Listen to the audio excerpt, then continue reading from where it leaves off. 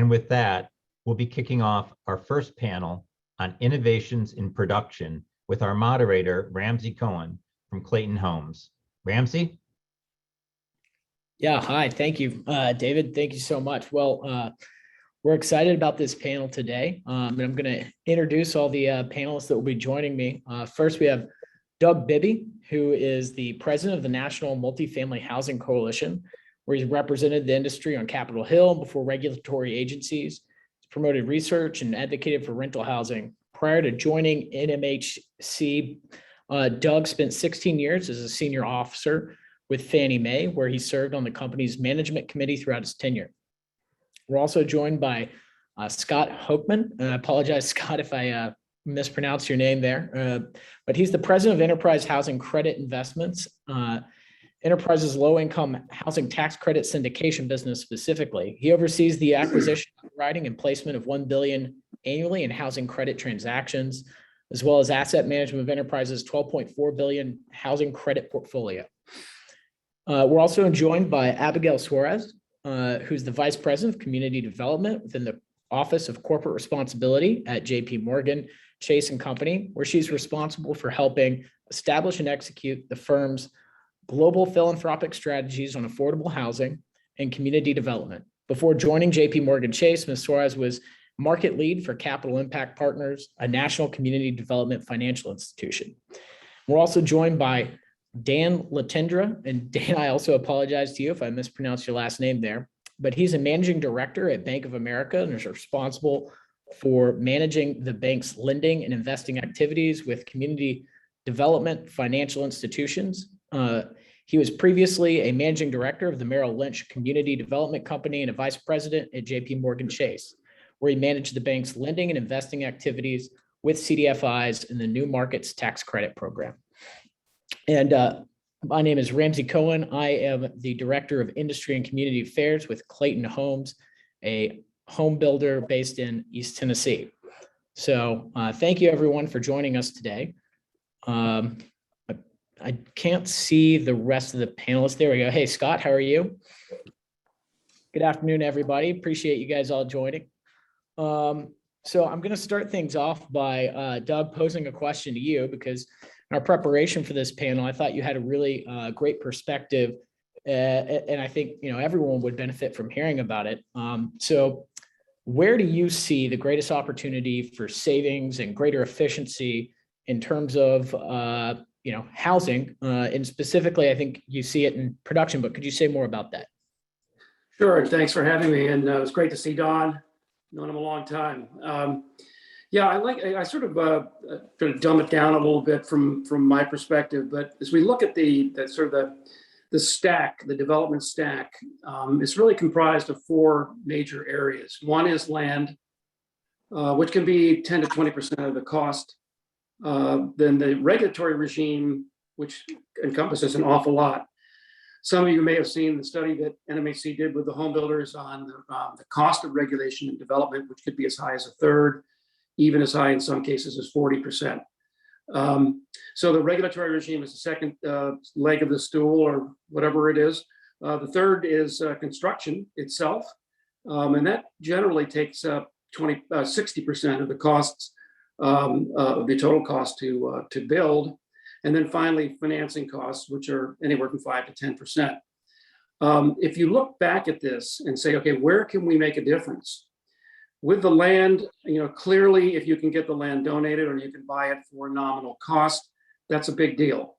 The second area of regulatory regime, we've got exclusionary zoning on too many books of municipalities today. We have inclusionary zoning without any offsets. We have, impact fees and taxes and all kinds of environmental regimes, some of which are very, very good and some of which are a little bit of an overreach. And if we can, again, attack that in certain areas, that will be helpful. The third area, we were talking about technology in this overall symposium.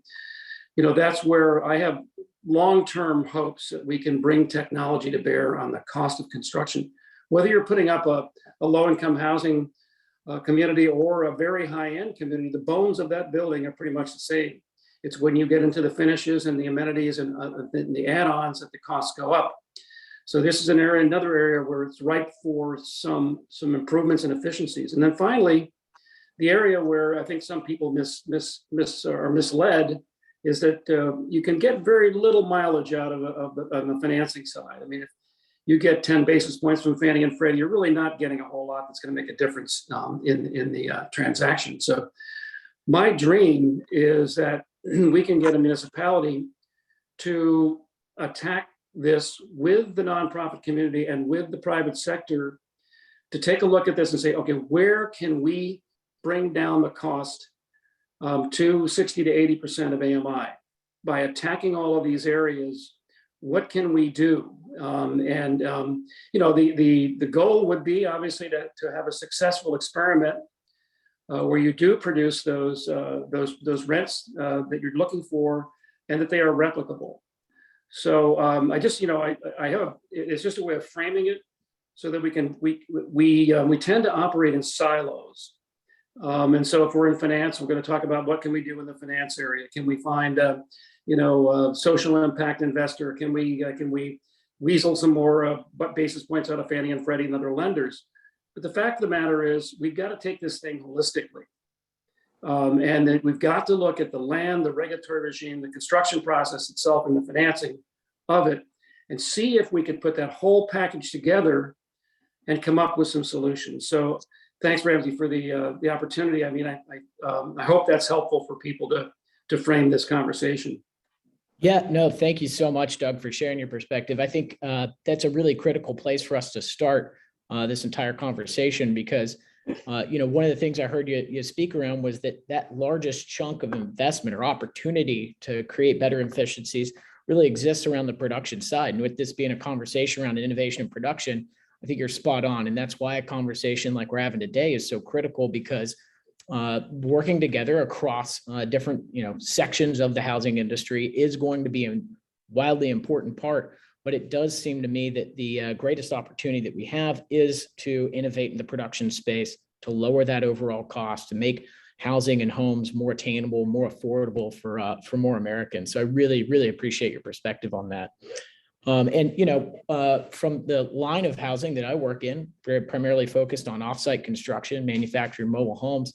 I think there's a lot of interesting things happening in that space, right? A blurring of lines between on-site, off-site construction. And so, Scott, I'm going to pose the next question to you and I know it's a two-part question. The first part a bit broad, but what do you think the future of housing looks like? And, within that, do you see an opportunity for there to be continued growth for off-site constructed homes? Thanks, Ramsey, and glad to be with everyone this afternoon.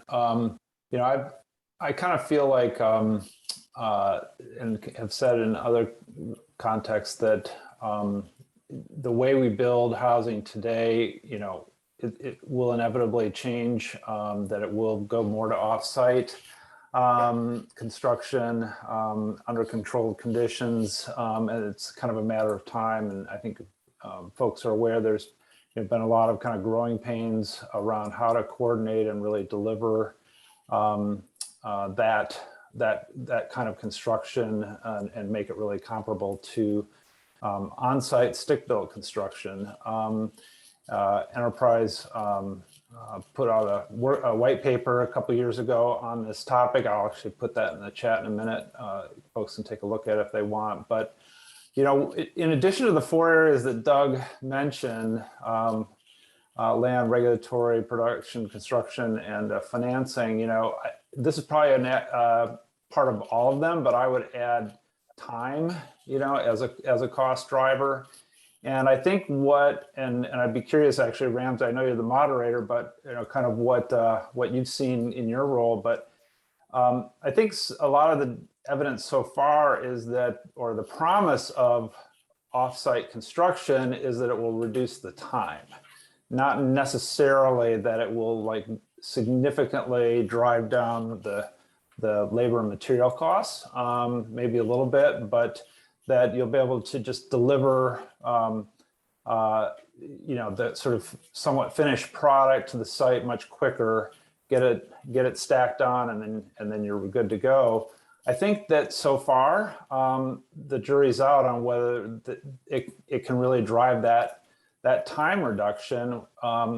In our business of financing affordable housing through the low-income housing tax credit, so we invest in projects. We are very involved during construction. We've seen, a number of modular or offsite construction projects so far, and I guess some of this can be worked out over time. It's been a little rough on having enough coordination between the general contractor who's doing the on-site work, actually getting the units, the modules or finished product to the site, getting it transported, getting it sort of loaded on and set. And so I think there's still a lot to be worked out there. There's also the financial aspects of it, which we can talk more about in terms of how offsite gets paid for. But I think there's still a lot that would need to be done to really drive down the timeline of getting these properties built. And then if you have, as we've seen a couple of times, where the modular contractor or the firm that's outfitting those units, sort of goes away during the middle of the job, that can happen on site as well. But it just, really complicates the picture when you're building off site.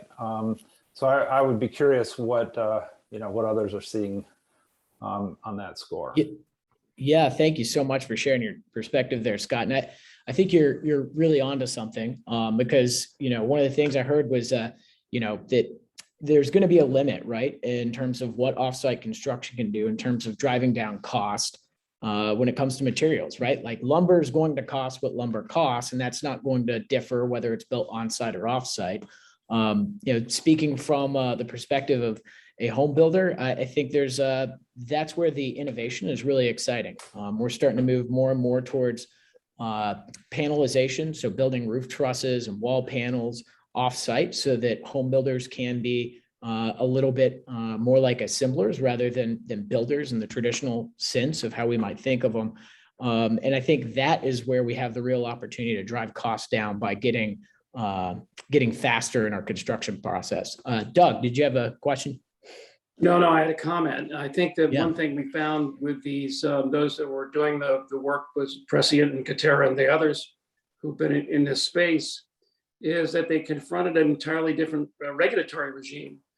And the regulators didn't quite know how to deal with the fire code issues and so on. And then that ended up with a different regime that was tacked on to the process, slowed it down, and cost more. So, another factor to be involved. Yeah, absolutely. Thank you for sharing that, Doug. And yeah, so Scott, I think you were onto something though about the need to increase or decrease time. That's where we're going to really be able to realize some savings to eventual homeowners or renters. I want to shift gears just a little bit and pose a question to you, Abby, because I know you've seen some success with a modular home project based out of Chicago. Specifically, it relates to the appraisal gap. Wondering if you could share a little bit more about that story, what you did, and what the impact there was.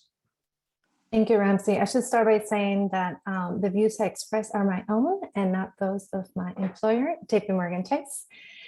So yeah, we have identified reducing the cost of production by leveraging technology as one of the biggest bets we want to play as part of our work. And last year, we made our biggest grant, it's about $7.2 million, to a collaborative of organizations working in the south and west side of Chicago, led by the Resurrection Project, that are trying to advance and increase access to sustainable homeownership. And they were coming across an appraisal gap. So many of the homes they wanted to either acquire and rehab or new construction. The cost of doing that exceeds the appraised value of the homes. And so they are working with our modular construction company to close the appraisal gaps by reducing the cost of construction. And even though they are in the early stages, we have seen very positive feedback and positive indications that they'll be able to do that. They have, I think, about a couple homes in progress, including a modular home, a model home, I should say, that has appraised well, but still remains affordable, because that's the other consideration. Yeah, thank you so much. So, you know, I think that's just such a cool story of what you guys are accomplishing there through those partnerships. As someone who's spent his whole career working in offsite constructed homes, I think seizing on these opportunities for offsite construction to be a part of a solution for urban infill is really an exciting area. Another thing I'm curious about your perspective on, Abby, is seems like we've all got, you know, a pretty broad agreement around the need to decrease the cost of production through innovation. Do you have any perspectives that you can share around how you see technology maybe assisting in that that process of driving down cost? Yeah, I mean, I do think, I mean, to the points that both Scott and Doug have made, the modular piece, I think, is still to be determined. It's early stages, but we have seen some good indication on closing some of the gap and then also relying less on subsidy. I think the other pieces that would be really interesting for us to explore, and Doug, I know you mentioned this at the beginning of your remarks, that we actually think the reduction in complexity of financing could be another way to reduce some of the costs. We have seen some models that are trying to develop, for example, permanent supportive housing without permanent subsidy. It's incredibly challenging, and it does take sort of several players at the table to come and coordinate. But that's the other piece that I do think we are hoping to leverage, and that could play a role, is how do you not only like decrease the time, use technology to reduce the cost of construction, but also the complexities in financing. Yeah, that's great. And that's actually a fantastic segue. Thank you, Abby, for teaming me up so well with that. But, Dan, I know you work on the financial end of things. And so I'd like to pose a question to you of what does innovation look like on your end or in your section of housing as it relates to production? And thanks so much, Ramsey. Appreciate you inviting me on the panel. This is an exciting and important topic. I just want to go back to something David said when he first kicked off. I think he highlighted so well the problem that we've got. The challenge of affordable housing, as we all know, is the fundamental fact that the cost of housing now, of new construction of housing, is significantly above the level that can be supported and paid for with rents that are affordable to either low income or moderate income individuals. That's the fundamental challenge that we've got in affordable housing. And we attack that both ways. One is raising household income, and the other is shrinking or reducing the cost of housing. Now, my dream, of course, all of our dreams, to raise the level of incomes, but let's just say that's outside the scope of just this panel today. Let's talk about the other part of it, which is to lower the cost of housing, which is, I think, an exciting opportunity now, not just in modular housing, manufactured housing, but ADUs play a real possible role there. Energy efficiency, environmental sustainable approaches in construction, all of that is really building in momentum. In fact, I think, though, that the challenges we face right now may be less technological than financing in some areas. And that is that I believe that in order to truly unlock the potential, we've got modular housing, ADUs and the like, we're going to have to do a better job and rethink the ways in which we are currently financing those. Because as it stands right now, the reality, and let's just use modular housing as a starting place, the financing as applied to that now is riskier than traditional stick build. And I don't mean that just because it's newer and it's different, but several of the factors in financing modular housing make it a riskier financing proposition to do it as we are currently doing it, for a few reasons. The first, the amount of funding in modular housing is significantly greater in the early stages, right? The way we've financed on-site stick build forever has been financing really in arrears. You build a little, you finance a little. You build a little, you fund a little. You build a little, fund a little. In modular housing, a significant portion has to be funded upfront at a much earlier stage before you know how far along you are. In fact, most of the models I see, when you look at about a third of the way through the project, the amount of money that has to be funded for modular housing is somewhere between double and triple what you actually have to outlay at that moment in time relative to what you have in on-site stick build. A lot more money earlier means riskier. But even more significantly is the way in which we finance it with respect to collateral. We all know real estate financing is the financing of real property, easy to get, perfect your security interest in collateral with it on site. When you're financing modular housing, it's not real property, it's personal property, UCC. In order to perfect a security interest in it, you actually have to have the physical possession of it, and that right now appears to be all but impossible. How do you go on site as a financing bank and actually take physical possession of something that hasn't yet been built or is in the process of building? The reality, therefore, is that while financing modular housing, you are essentially unsecured. I got to tell you how much banks really love financing large-scale projects on an unsecured basis as opposed to viewing it as secured financing. And then lastly, as Scott mentioned, the opportunity we have for working out and bringing in an alternative path should things go wrong. We all know, and we've all dealt with the issues in which you've got to replace a contractor on an on-site, and that is always a challenge, but nowhere near the challenge that you've got if the organization that is constructing, manufacturing it, ends up going bust. It's almost impossible to be able to swing in and solve the problem with that. Those are some of the challenges that I think make it fundamentally riskier now. I think to your question about how we're going to have to approach it is begin to realize and think that what we're financing is enterprise level financing, not construction financing. Yes, there is a piece that we're financing the land, yes. And then when we get to the place where the materials are delivered, we are back again in a place in which it looks like construction finance. But in the middle, if we keep applying the way we think about real estate finance to this form of housing, we're going to stumble and really slow down the process. The reality is, if you finance things as enterprise finance, hate to say it, but it's going to cost more. Enterprise level financing does cost more than the very low risk, demonstrably low risk that real estate, of particularly affordable housing real estate risk. But I think the cost economics for modular housing and the speed certainly can cover us as we begin thinking what might be a slightly higher increase in cost and a different approach in terms of enterprise finance as opposed to real estate finance.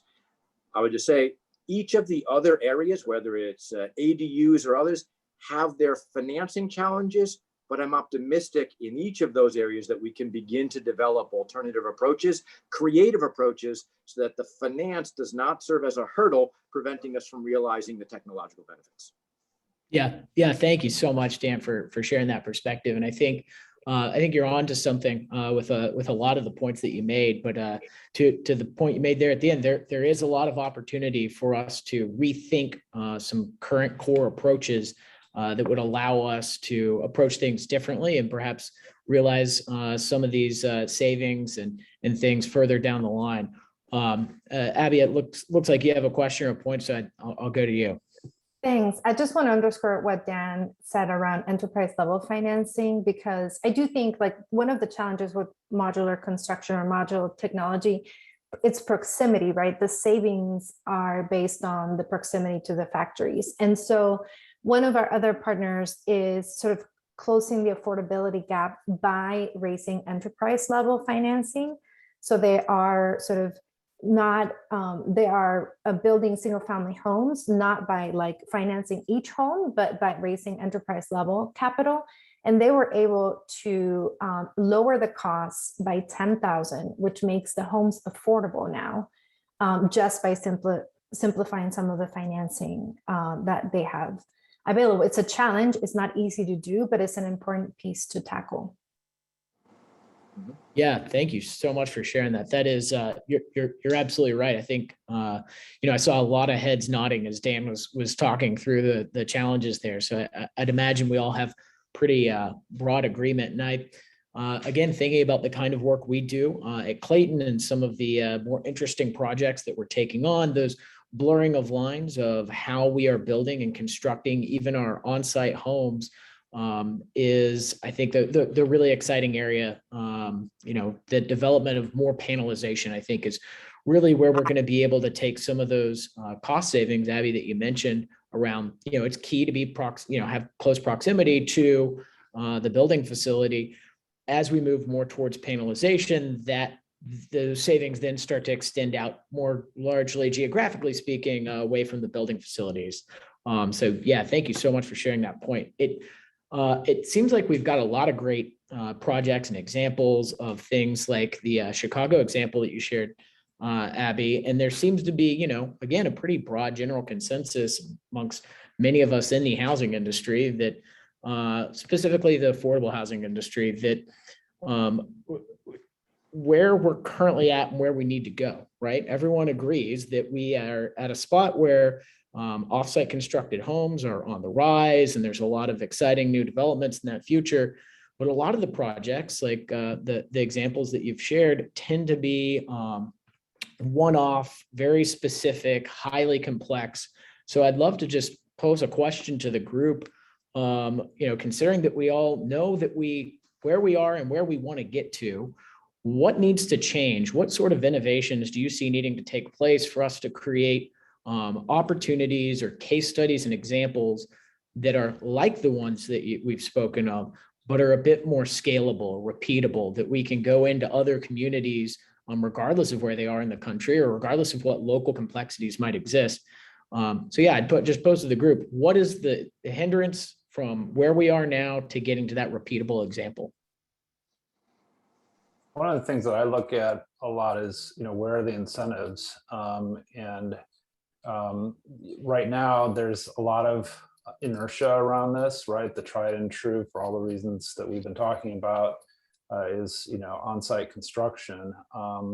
So for those who are affordable housing practitioners, that when a state QAP or even a city funding program says you have to do something a certain way, then you do it that way. So I think there are folks taking an entrepreneurial approach out there, but I think where it's being required by somebody, that certainly gets everyone focused on it. I know that there are certain jurisdictions that have said that a certain share of what they're going to fund has to be modular or offsite constructed. Then we tend, as an industry, we tend to figure it out when we sort of have to do it, and then that can then be a model. So not that heavy-handed requirements are the end all and be all here, of course, but it just is a question about like what's going to drive the change in innovation. Where's the nudge or the shove going to come from? I think the one thing I would add, oh, go ahead, Doug. No, please, Abby, go. I was going to say that we're so transactional. Everybody here is so focused on a specific transaction and making that work, and whether that's incredibly meaningful for that community, for the residents that will benefit, but we fail to think about systems change or barriers or lasting change, I should say, when we are so focused on making one transaction work. I think that's one of the key things that I'm really focused on in the next couple of years, is looking at models, whether it's financing, whether it's technology, that have the potential to be easily replicated.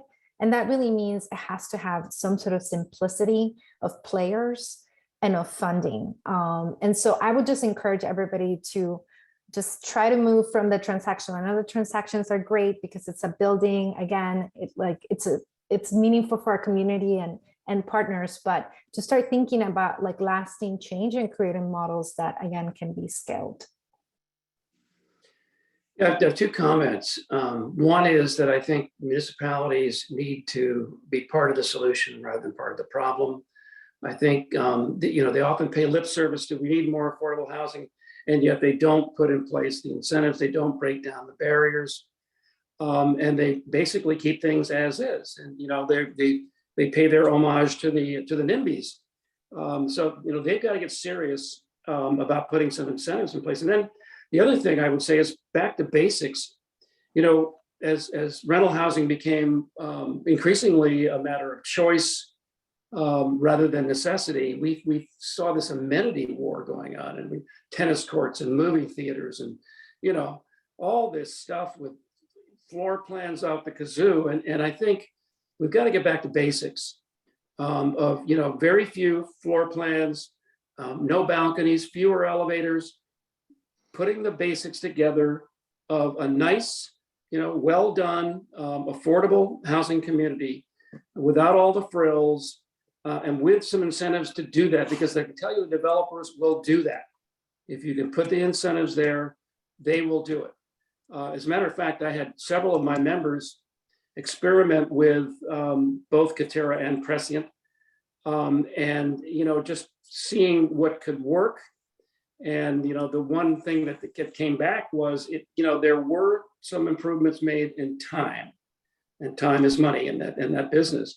But I think people just tried a few and then gave up. And I think we need to focus on the longer term solutions in that area. While we're building affordable housing back to basics, we've also got to continue to innovate, got to try to figure out how to bring technology to bear in driving down these costs. And I think, as I said last, we've got to work holistically in teams with the public officials and with nonprofits. No other way around it. Yeah, thank you, Sharon.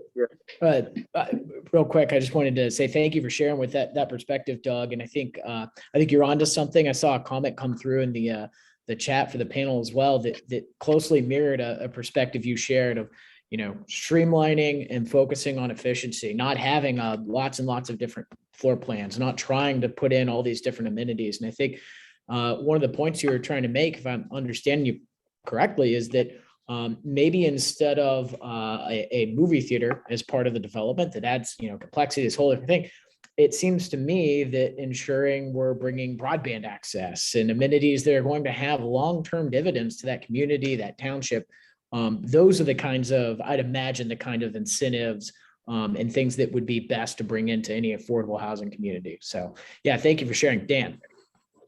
Yeah, I also think, to your point, our real life through the cycle experience is going to be critical in proving this out. Right? So the reality is our society manages our economy through boom and bust cycles, and construction has been on the bleeding edge of those upswings and downswings. It really is a way in which we've managed the process. When we look to modular housing, manufactured housing, it is critical.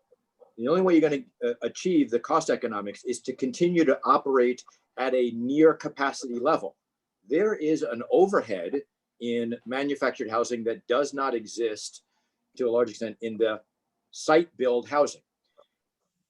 When we demonstrate that in the past, one of the fearful parts is when you go through a bust, can the manufacturers continue to cover the overhead and continue to operate at a near capacity level? If not, what happens to those factories? You can't shut them down in the same way that you can say, I'm going to do less, hire less contractors and less construction. If we go through a bust cycle and the manufacturers of modular housing still survive and manage that process, then we will have proven that a lot of the cyclical risk can be managed. But we won't really know truly until we go through a bust cycle and demonstrate that they can continue to operate at a near capacity. It's a lot of academic research that points to that as being one of the fundamental worries and risks about financing that type. It's not where we are now. Right now, where we are in the cycle and where we are for the next 2 or 3 years, modular housing is like where it is. I mean, it is actually, it is at peak capacity of no problems there. What happens as we go through a bust cycle? Can't dismantle that capacity. That's a critical element. We're going to have to demonstrate can survive through the cycle. Yeah, thank you for sharing your perspective there, Dan. And I think, I think you're certainly onto something. Having and I'm glad you pointed out at the end, because I have a wildly optimistic view when it comes to the future of housing and specifically the future of affordable housing. I think that there are just so many things converging together to drive us towards a need for a rethinking around what we consider home construction and that shift to more offsite constructed homes. I think you mentioned a few of them earlier around more sustainable building practices, more environmentally friendly building practices. And, just selfishly, having worked in the industry that I'm in, or my section of housing, I see those as our wheelhouses, right? Like those are the things we've been specializing in, making, leaps and bounds of gains for 60 plus years. And so there's a bit of me that's very excited to see the rest of the world starting to recognize some of the benefits that we can get to with offsite constructed homes. And, not to beat a dead horse, but going back to this blurring of offsite and onsite constructed homes and this leveraging of panelization for the construction process, I think will help alleviate some of those concerns. But to your point, we don't know what that's going to look like fully until we go through the process. I do want to kind of jump back to something, Doug, I think you touched on a bit, and that's NIMBYs, people that don't want construction. And a lot of people will talk about how we have a great need for affordable housing, but then when you get to that hyper local level and you're trying to actually put in a development, well, everybody starts to become very upset, very concerned. I'm wondering if anyone has any case studies, examples, or places where you think we as an industry have done a good job of overcoming those NIMBY objections, and what can we do to continue to push back against those that are going to oppose development of housing, regardless of where it is or what we're doing? Lots of bells and whistles on the design. No back to basics.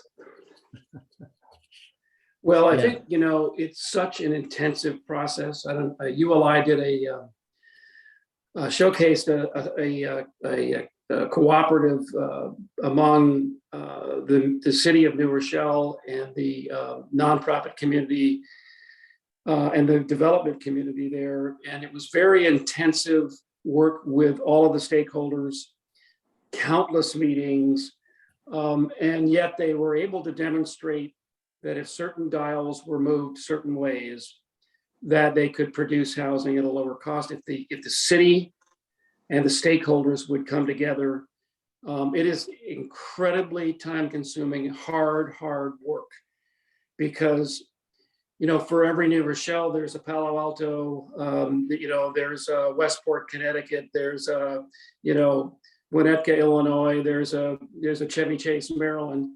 That while they bleed for everybody, they don't want those people in their community. They want I can hit what is largely just a level above public housing where I live in Bethesda with a really good drive from my golf bag. They live that close, and it doesn't hurt values here. We had a house sell for $3.5 million across the street from me. Believe me, mine's not worth it. But these communities are so stuck in the mud about the values of their houses and how they're going to be hurt that they refuse to talk or consider.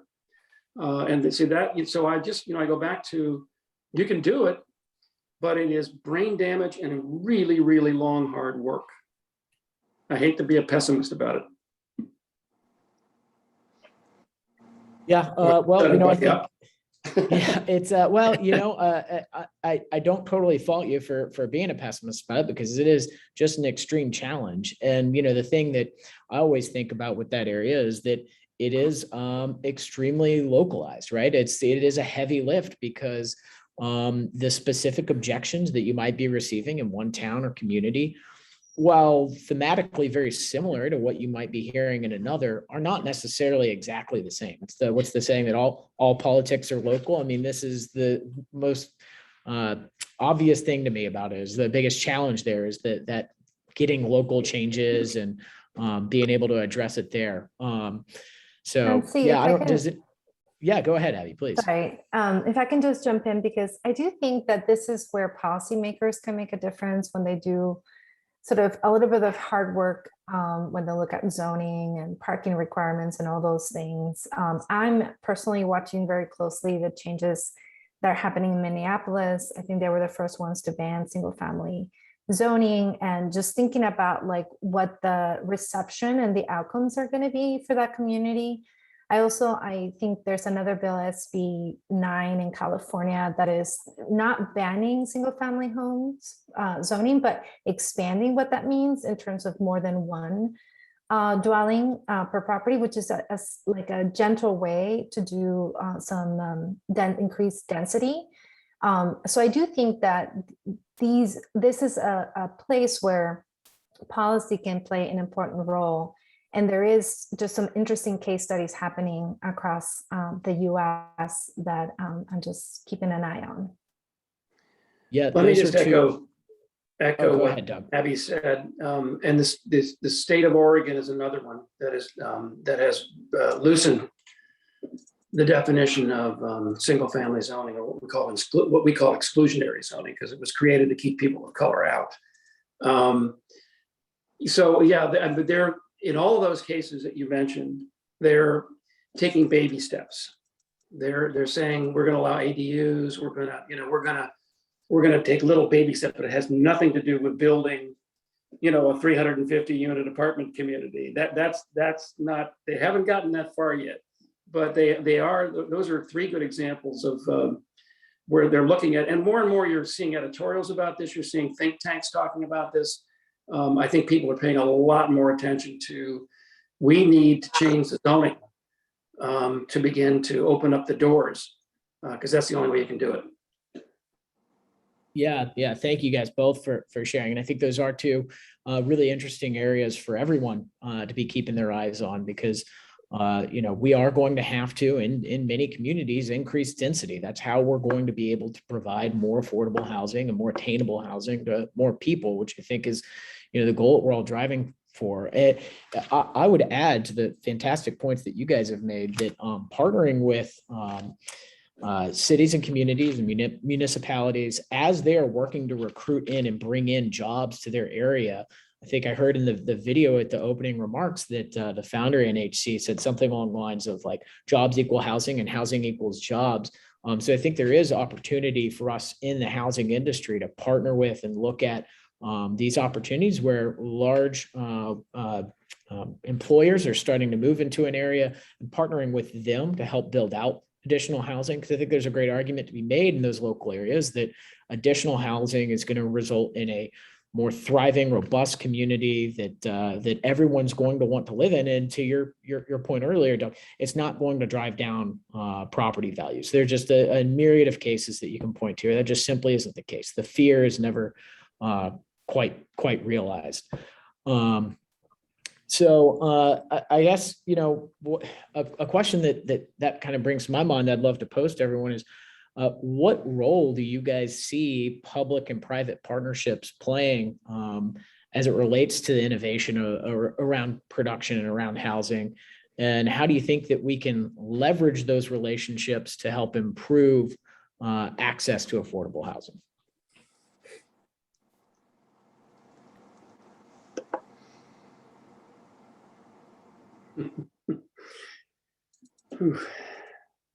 It is kind of $1 million question. I mean, that's the nut that we're all trying to crack, I guess, right? Is defining exactly what that looks like. So I guess. Well, Ramsey, I will say yeah, one thing that both the the Turner Center and Up for Growth were doing before the pandemic was using calculators with municipalities to help them understand.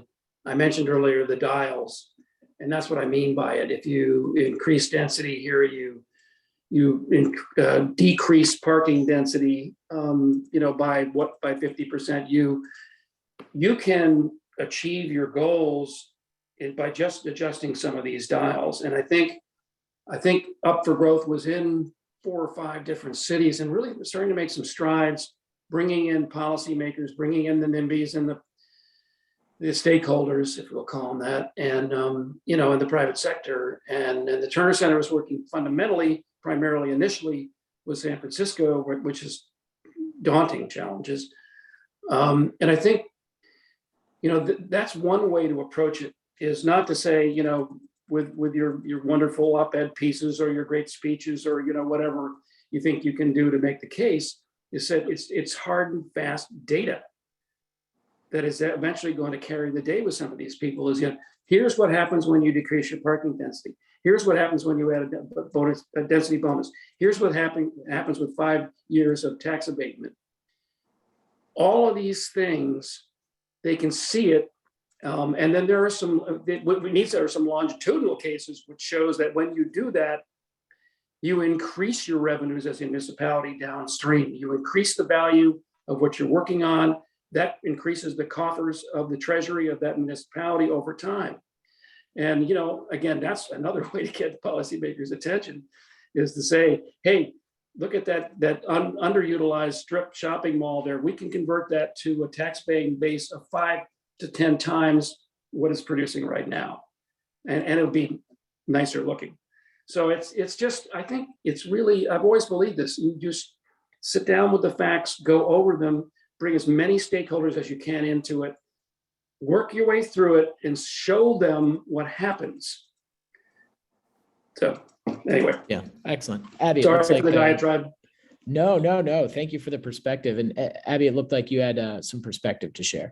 Yeah, I didn't want to jump in because I feel like this is where I spend all of my time, is trying to encourage public and private partnerships. I wanted to hear from others, clearly biased, but I do think that is an important solution. I think when we look at the housing challenges we have, California has like a 5 million unit gap. It might be in the trillions in terms of if you want to quantify the gaps. And I do truly believe that public and private partnerships are sort of the way to move us forward, especially when we're working with organizations that are trying to sort of advance a specific model or test an innovation, a specific policy change. So I just wanted to add my 2 cents that I do think it's an important piece to move us along, and especially if we can get bigger players to be part of those partnerships and committed to replication scalability, I think could make a big difference. I mean, it will be the absolutely. Thank you for sharing. Oh, I'm sorry. Go ahead, Dan. Yeah, no, I agree. So it will be the policymakers in the public sector that ends up driving the direction of this. The reality, as we started out with affordable housing, is that there's a fundamental gap between costs and what can be paid back by private sector through the rents. That gap right now, which is in every market, is driven by subsidy. No way you can build affordable housing in 95+% of this country without subsidy. The owners of the subsidy, the public sector, will determine how this ends up getting played out. It's actually not driven by the private sector, in my view, from a policy perspective, because affordable housing doesn't happen right now without subsidy. The determinants of the subsidy can drive where you want to go in this industry. Yeah, absolutely. Thank you, Dan, Abby, both of you for sharing your perspective on that. Scott, I'd love to bring some of your perspective in on this, and I guess to pull it back and make it a little bit broader. What do you see as maybe the lowest hanging fruit that we could all address in terms of creating more affordable housing? What are the easiest barriers that you think we as an industry can overcome? Wow. Well, more subsidy, right, Dan? I think for those, in the affordable housing industry, it's kind of interesting hearing your prior question about public-private partnerships, because that's what we do. I think this feels very adept because we are using public sector resources, because we're using the low-income housing tax credit in most cases, which is designed as a public-private partnership, because we are trying to get affordable housing sited and built, and dealing with some of the community opposition, that Doug was describing. I think that we are, as an industry, a field, kind of well positioned to take on these challenges, because unlike an industry that just was completely, sort of private sector, sort of say B2B, a supplier of, materials to something, and had not really dealt with, these complexities, I think that we're well positioned to do so. I don't think there's one, I wish there was a silver bullet to driving down costs and making it possible to, put a lot more affordable housing on the ground, and really addressing the huge and growing demand in a really solution like we're at. Let's actually solve it. But I think it's until someone raises their hand and identifies that, I think it's really going to be pulling all these levers, and for us as practitioners to be very focused on particularly the public sector partnerships, because as Dan was just saying, that's where the resources to do affordable housing get allocated. That's where a lot of the decisions are made about what to prioritize, and I think that's where I think we can continue to drive some innovation. Yeah, that's great. Thank you, Scott. I guess to some degree answer my own question, or piggyback a bit on your answer there, Scott. I think there is also a lot of opportunity for us as it relates to outdated zoning laws. And I think there's a lot of different ways that those things are being tackled, being addressed.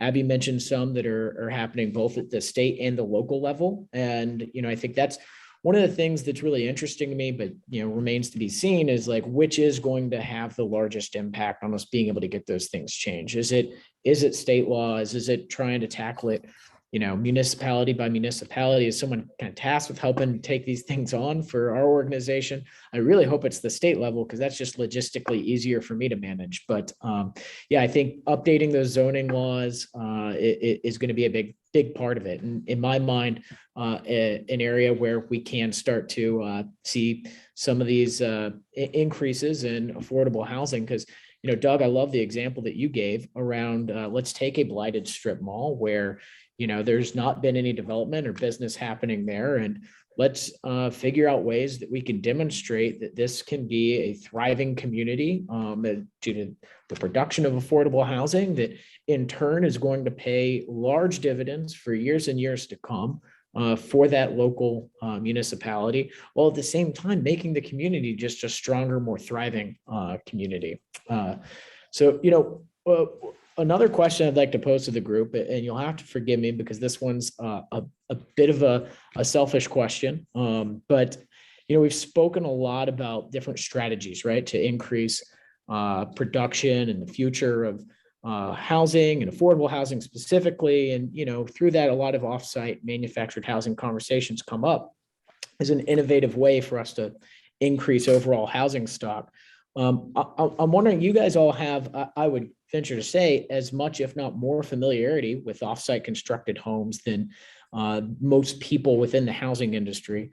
What do you guys see as the opportunity for us, or how do we help rally more interest around manufactured housing or offsite constructed homes?